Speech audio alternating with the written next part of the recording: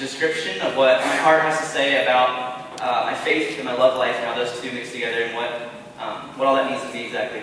And I hope you guys enjoy it, and I'm going to give it a go. Well, what does love look like is the question that I've been pondering, and I know I used to think if I could just hold your hand or maybe give you a kiss on the cheek, then I'd be fulfilled. They could make Facebook official and call our love unique. Well, lots changed since then, and I don't really know what happened, but the old me's kind of gone with the wind, and this is my current predicament.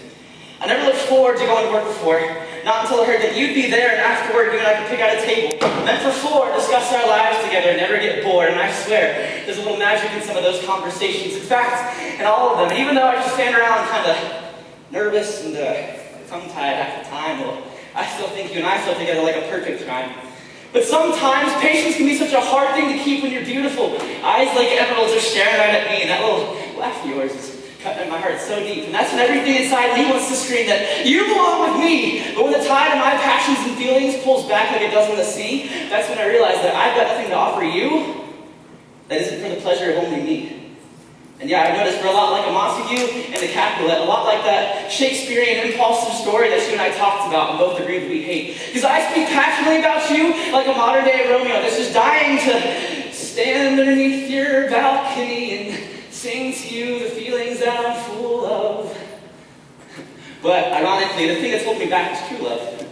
No, not bickering families or boring identities, but true love that stands between me and where I like to be. You see, I broke down a year ago, got on my knees and told Jesus that many are the girls in my heart, but the one you have for me will prevail. And I know that's going to be hard.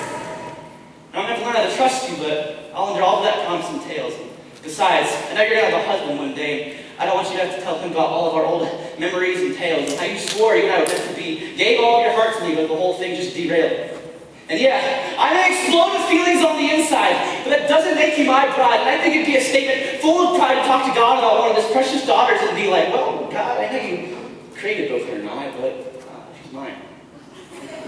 But yeah, sometimes when I pray in my bed at night, I'll spew out Shakespeare like, but God, 40,000 men cannot with all their quantity of love make up my son prayer. But when I think about Christ's love, I get humbled and I feel pretty dumb because the scripture says this is how we know what love is.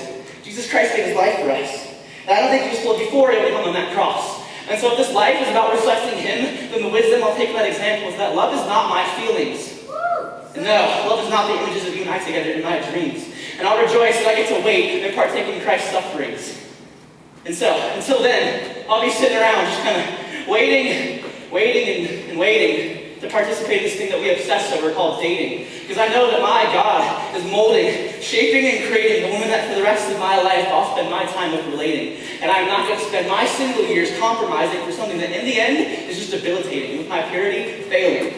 Because my God is the same God that parts the seas. And my God is the same God that raises the dead, turns a stone heart to flesh, and dies for us.